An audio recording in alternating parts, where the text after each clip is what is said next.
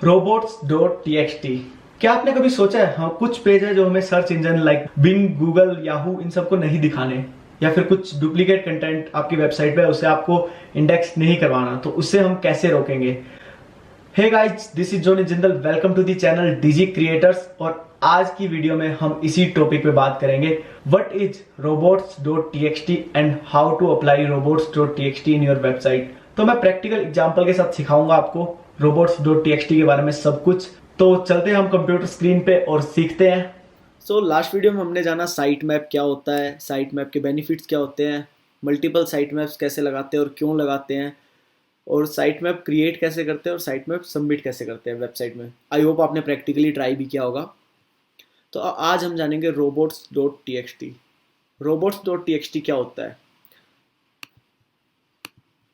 To allow or disallow the bot to come and crawl the web page in your website। So robot.txt का use हम किस लिए करते हैं? जब एक बोट, चाहे वो स्पाइडर हो, चाहे वो बिंग बोट हो, चाहे कोई भी बोट हो, वो हमारी वेबसाइट पे आता है, तो कुछ पेज ऐसे बनते हैं जो हमें बोट को नहीं दिखाने, या फिर वो सिर्फ यूज़र के लिए होते हैं। हम नहीं चाहते कि बोट उसे पढ़े या गूगल उसको कहीं रैंक कराए, तो इसलिए हम robot.txt यूज़ करते हैं, जिससे हम जो अनवांटेड पेज है उनको हम गूगल में रैंक कराने से बच जाते हैं। और ये बेसिकली इसलिए करते हैं, जैसे काफ़ी पेज होते हैं जो डुप्लीकेट कंटेंट होता है जिनमें, या फिर जो पेज लाइक शॉपिंग कार्ट का होता है, थैंक यू पेज होता है, वो हम नहीं चाहते कि वो किसी गूगल सर्च रिजल्ट में आए, बहुत ही बेकार लगेगा। वो सिर्फ यूजर को एक पर्टिकुलर प्रोसेस करने के बाद ही दिखना चाहिए, तो अच्छा रहता है। तो इसलिए हम robots.txt का यूज़ करते हैं। गेटवे टू ए वेबसाइट, जैसे एक वेबसाइट पे हम आते हैं, एक यूज़र आता है तो वो आएगा goforexplore.com पे, ये यूज़र के लिए। वही रोबोट आएगा तो रोबोट पहले आएगा goforexplore.com/robots.txt। पहले वो देखेगा कि goforexplore.com ने क्या उसे अलाउ किया है, क्या डिसअलाउ किया है। जो बेसिकली हम डिसअलाउ करते हैं, उसके अलावा जो भी कंटेंट बचता है वो सारा हम अलाउ कर देते हैं। तो वो पहले आएगा robots.txt पे, वहाँ पे आके देखेगा कि हम क्या उसे अलाउ कर रहे हैं, क्या डिसअलाउ कर रहे हैं। उसके बाद वो आके हमारी वेबसाइट पे क्रोलिंग स्टार्ट करेगा। सो robots.txt में हम क्या क्या डिसअलाउ करते हैं, मतलब क्या क्या डिसअलाउ करना चाहिए हमें। पेज विद डुप्लीकेट कंटेंट, वो पेजेस जिन पे डुप्लीकेट कंटेंट हो वो हमें डिसअलाउ करना चाहिए robots.txt पे। उनको गूगल पे रैंक नहीं कराएंगे क्योंकि उससे वेबसाइट पे नेगेटिव इम्पैक्ट पड़ेगा। एडमिन पेज, तो किसी भी वेबसाइट का जैसे एडमिन पैनल होता है, या एम्प्लॉयर पैनल होता है, या फिर वेंडर पैनल होता है, उसे हमें गूगल पे नहीं दिखाना है। तो मैं इस पर जैसे लिख देता हूँ एडमिन पेज, एडमिन के अलावा वेंडर पेज। वेंडर पेज भी हम नहीं दिखाना चाहते गूगल पे, क्योंकि उन चीज़ों को रैंक करा के कोई फ़ायदा नहीं है। यदि हम एडमिन पेज को रैंक करा रहे हैं तो उसका हमें कुछ मिलेगा नहीं उस ट्रैफिक से। शॉपिंग कार्ट, शॉपिंग कार्ट हमें नहीं दिखाना गूगल को कि गूगल कहीं रैंक करे, क्योंकि शॉपिंग कार्ट यूज़र को तभी दिखना चाहिए जब वो कुछ कार्ट में ऐड कर रहा है, या फिर खाली कार्ट भी उनको दिख रहा है जब वो वेबसाइट पे आ रहा है। तो शॉपिंग कार्ट को हम डिसअलाउ करेंगे, चैट्स को डिसअलाउ करेंगे, जिससे चैट बॉक्स लगे होते हैं, हमें चैट को रैंक नहीं करवाना कहीं पे भी। थैंक यू पेज, जब बंदा बुकिंग करता है, बुकिंग के बाद जो उसे थैंक यू पेज दिखता है, उसको भी हमें गूगल को वैसे नहीं दिखाना, तो इसलिए हम उसको डिसअलाउ करेंगे कि वो सिर्फ यूज़र को दिखे, बोट्स को ना दिखे, क्योंकि उसमें कुछ कंटेंट भी नहीं होता, और ना हम चाहते हैं कि वो कहीं ना कहीं किसी भी कीवर्ड पे कहीं पे भी दिखे वेबसाइट पे।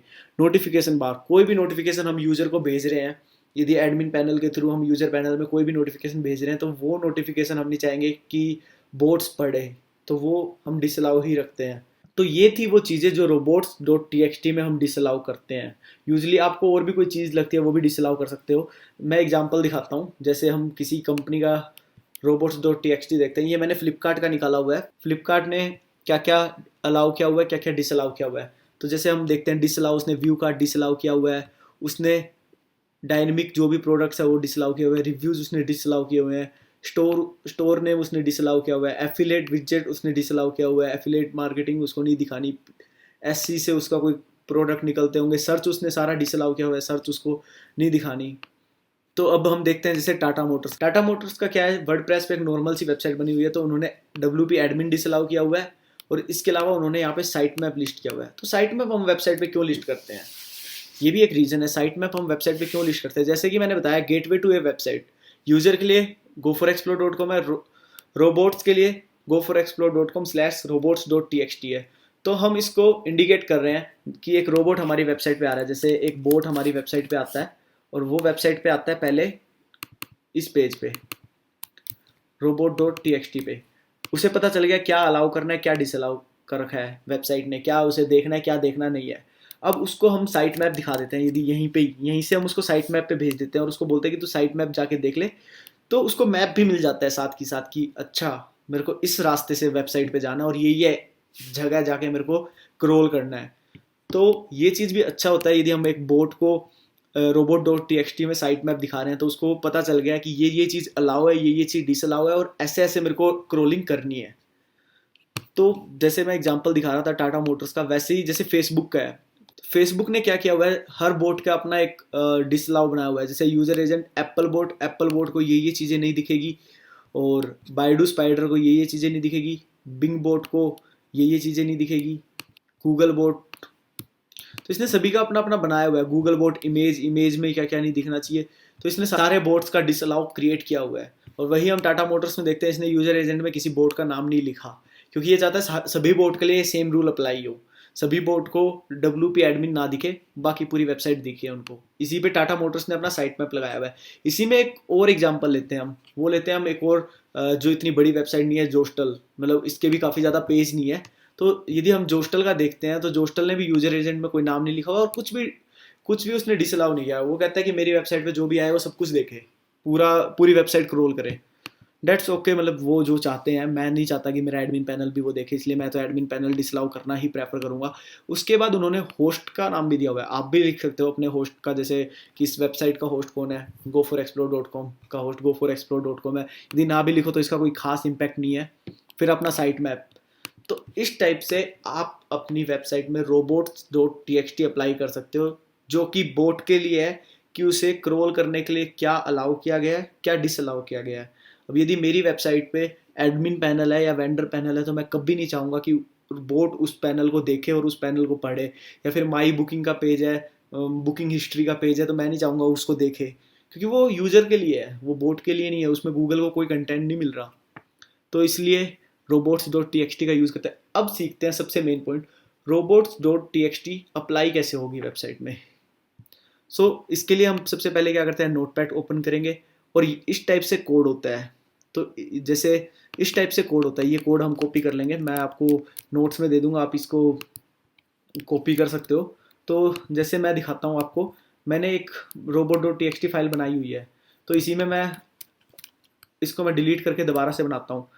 यहाँ पे मैंने यूजर एजेंट में गूगल बोट डाला है, और डिसअलाउ में no index your page dot HTML की जगह मेरे को पेज कौन सा नहीं करना, WP एडमिन। मेरा वर्डप्रेस पे वेबसाइट है, तो मेरे को एडमिन पैनल अपना नहीं डालना।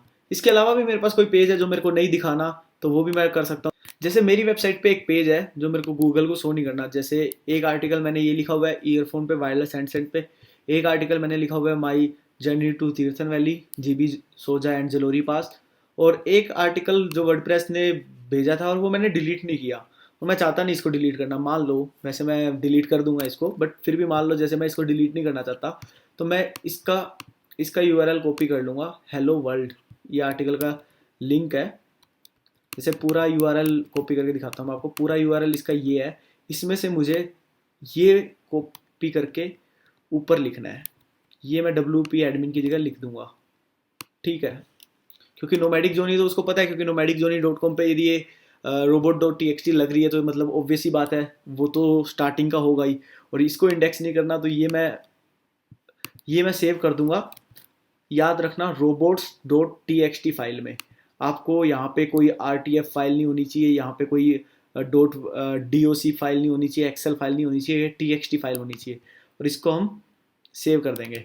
सेव करने के बाद हम जाएंगे हमारे सी पैनल में, जहाँ पे हम गए थे साइट मैप के लिए, वही फाइल मैनेजर पे दोबारा ओपन करना है, और फाइल मैनेजर ओपन होते ही हमें दोबारा वही हम पब्लिक HTML पे आएंगे, साइट मैप जैसे कि हमारा पहले साइट मैप यहाँ पे है, इसी में हम दोबारा अपलोड पे करेंगे क्लिक, और अपलोड पे क्लिक करके हम अपनी फाइल सिलेक्ट करेंगे, जैसे मैंने डेस्कटॉप पे सेव करके robots.txt। अब आप देखोगे जो हमने robot.txt लगाया था वो लगा हुआ है, user agent Google bot, disallow no index WP admin, disallow no index hello world. तो ये वो लिंक है जिसे हम गूगल को बोल रहे हैं कि इसको आप इंडेक्सिंग मत करना, इसकी क्रोलिंग मत करना। तो एक बार स्टेप को दोबारा देखते हैं, हम नोटपैड पे गए, ये लिंक हमने कॉपी किया, इस पे हमने गूगल बोट, बिंग बोट, जो भी हमने डिसअलाउ करना है वो डिसअलाउ किया।